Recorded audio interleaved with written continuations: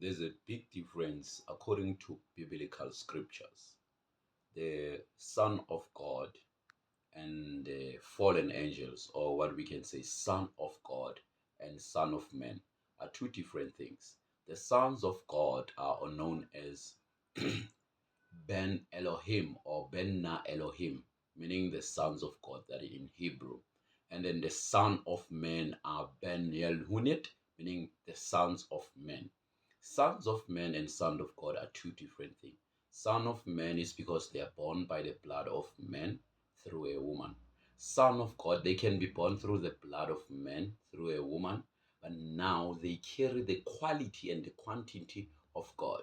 We can get a character who became a son of God in the Bible who's known as Enoch, and some of them Elijah, and other characters who explore what we call non-experience of death.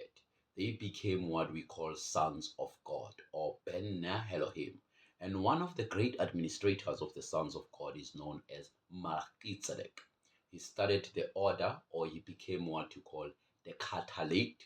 And the catalate, it's someone bringing knowledge from God here in planet Earth.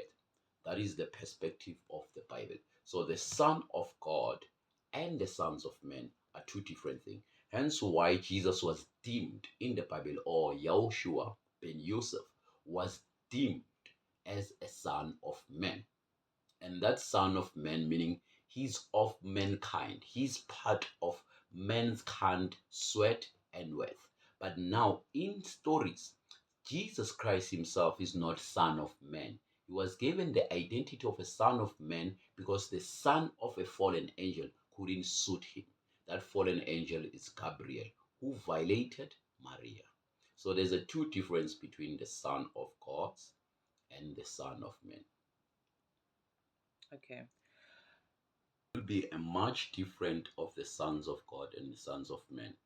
And then how can we identify the fallen angels' descendancy or offspring bloodline in this day and age? It can only be identified through the behavioral patterns that it can be analyzed in the Bible. Yet this is a fictional story. We cannot have characters who are like that. Though the story can have its own essence when we study that the commandment of the Lord that made the angel to transit or transgress the God's commandment and slept with the daughters of men, this created what we call a sin, a higher sin in the sight of God, that God wanted to destroy the whole world. That is why he sent a message and a warning of destroying the world through Enoch, who had to go and tell the observers and the watchers, Nephilim, that, oh, God is going to destroy the whole entire thing. So the children of God, or what we can say, the angels, the children of angels, the descendants, it became the ones who carried through the knowledge system that was taught in Genesis 6. We do learn about that. Even in the book of Enoch, in chapter 6, we learn about that. They consider these trees and other forms of green leaves, and that was taught to the people into mixing them, creating cures, creating form of system that will heal them, beautifying their faces, and all these things. Like Azazel, who became master martial field in military ironsmithing and different combat that he taught into a society of that time according to biblical studies. So these characters who inherited such ability will be the one who hold those offices in high esteem, and they are passed through generation to generation. And the fixtures, they will have malfunctional fixtures. And these malfunctional fixtures, it is where we get people having forms of human autonomy that are not familiar with majority of human autonomy, like the Ovambe people in Zambia, and a lot of things like that. But such explanation of the Ovamba people is not the same as the biblical story.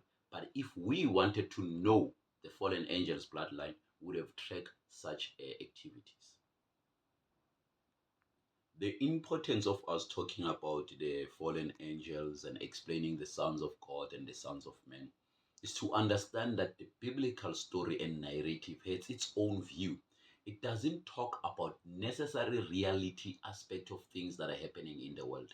It talks about ideas, these ideas that can be perceived by humanity when they see activity. Like majority of the activity of the story of Nyame Nyame, Nkona ya Nyame na Xaka, where the great river embodiment. Some people will identify it as what we call a fallen angel. Some will identify it as an angel. Some will identify it as a god. But it doesn't correlate in either to that. It doesn't relate either to angel, fallen angel, or god. It is just nyame nyame. The same as in Kanyamba. One will identify in Kanyamba, nyame nyame. Nyame nyame, it's in Kanyamba. That is why we call it nyame Kanyamba. So the Kanyamba can be identified as a function of angel because of its ability, because of its greatness, because of its knowledge that has been departed to the great teachers or Osiazis or the great Sanusis or African spiritual masters. So such knowledge system of these angels, it can never be correlated to this real world, but the idea can be perceived and be used to understand the whole world and its function and different faculties of study that we have in this day and age, that people have, where we have religious institution, political institution, musical institution, and etc., etc. All these institution traces their origin from these angels' activity according to biblical knowledge system. But according to reality, we know that we get knowledge from the river and we are taught by the great Nkanyamba. Yes. Okay. In African spirituality, as we can see it today, not taking it too old, there's no such an idea as God. God is an idea that is introduced by religious thinking of Christianity, Islam, and Judaism. The idea of God is absence in African spirituality. African spirituality contains phenomena that are beyond comprehension when we had to now correlate it or compare it with biblical studies or Quranic studies or Islamic studies. So God in African content has a different phenomenon. Like they talk about the idea that is said by Mkulu Baba Credo Mutu, and it's a teaching that is being taught by master initiators. They say if one wants to know God, they're in a path of knowing themselves. So God is a correlation of self-knowledge, and God is a inter-exchange synonymous or synonymous a system of what we call self-expression. The meantime you are looking for this God, you are in the path of knowing thyself, because God doesn't have practical evidence of existence. But we can find now the Velinganga idea, meaning the one who appear first. We get that stories in the old time, there were first people who landed here in planet Earth. And those people who landed here became the ones who first appeared. And we get to find that there were first people who mushroom out of the sand. These are the stories of African who mushroom out of the sand. Those people who mushroom or who sprang out of the sand, they were the first ones, meaning they're the ones who appeared first into this space. So there's no idea of God at all. It is just this idea of first origins and the first people who existed here in planet Earth has been taken as a deity because of religious missionary ideas that came with European. So it is necessary to decolonize themselves to understand the self-natural expression within the African spirituality and dismiss the idea of God in the space of African spirituality, or utilize the idea of God in self-improvement and community improvement and global improvement. As far as has been said by the elders, that if God exists, then God is the collective effort of everyone who's here, and with everything that we are doing the duty of God. By you living, by you having your ceremonies, your rites, you sharing good heart, having a perfect peace in your mind, or being able to reach to your what you call tranquility or sanity, then it's part of God. You living here, it is part of the expression of God. So you are doing what God must do. So there's no need to have an external God that is outside our existence as a community or as people. So in African spirituality and African knowledge, God must have involvement in our collective effort. That makes what is God us. In the Bible, when they talk about the sons of God and the sons of men, and never give us the only the son and the daughters of God. They can talk about the daughters of men sleeping with the sons of God, or having some kind of intercourse with fallen angels. This shows us the patriarchal views that were introduced by Aristotle. In Aristotle's say in Greek, he says there's no necessity to have a woman in front as a teacher, no administrator of spiritual affairs. That woman will be a fall of all nations. And then it is asked that which woman is great, because in Greek they have deities who are feminine or who are female.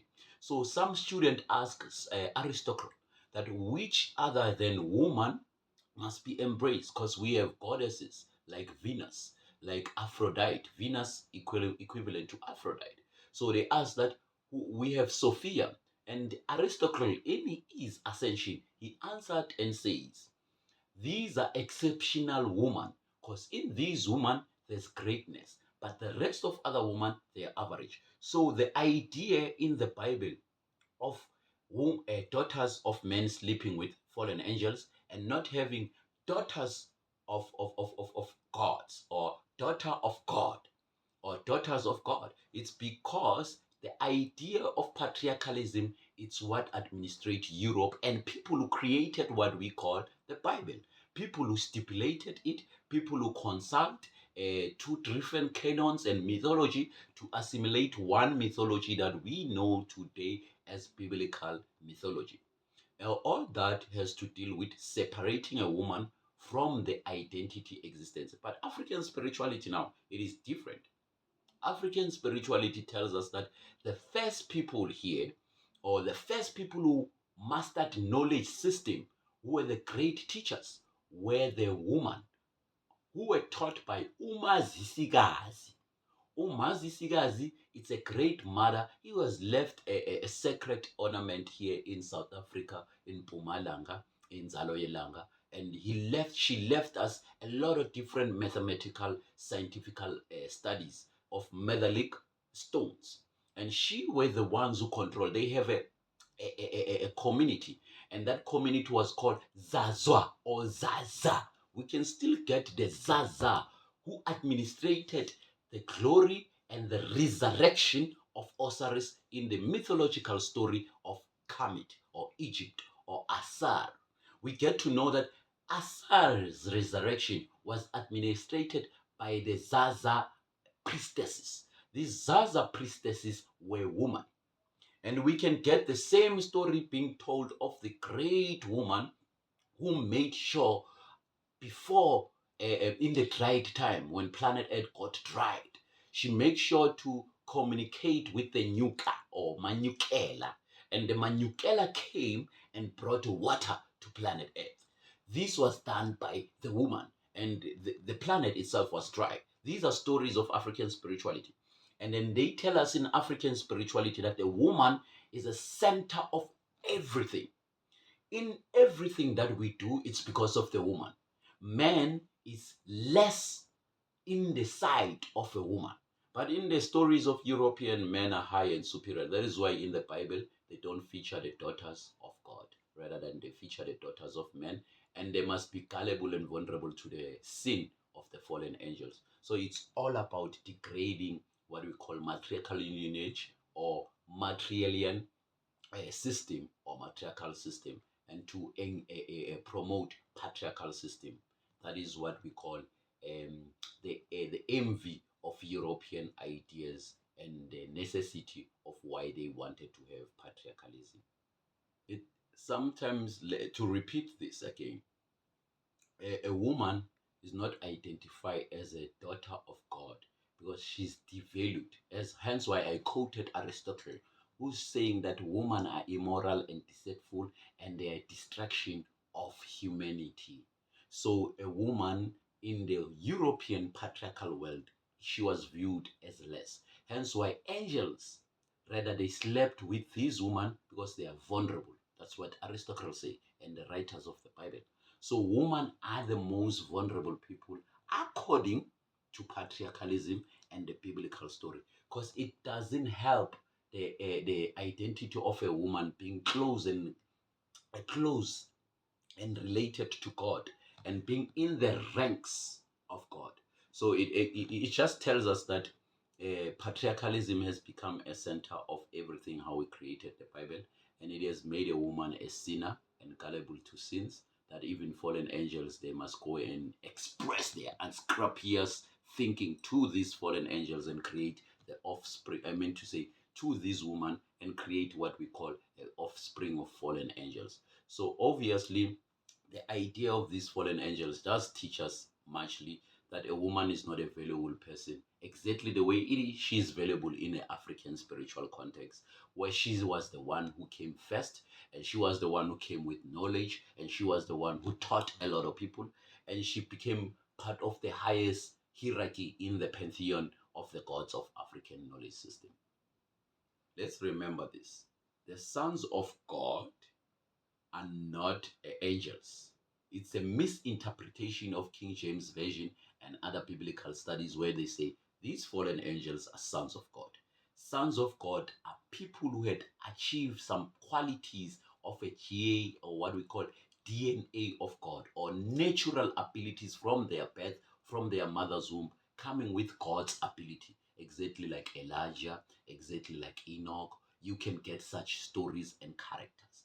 But now, the of men and are people who were born with men who do things of the world. But the sons of God carry highest knowledge, miracles, and system. They are not the same as fallen angels. Fallen angels in the Bible or in Genesis 6 to be called sons of God. It is to misdirect people. It's a misinterpretation of misdirecting people to not to understand the Son of God and the fallen angels that are not the same.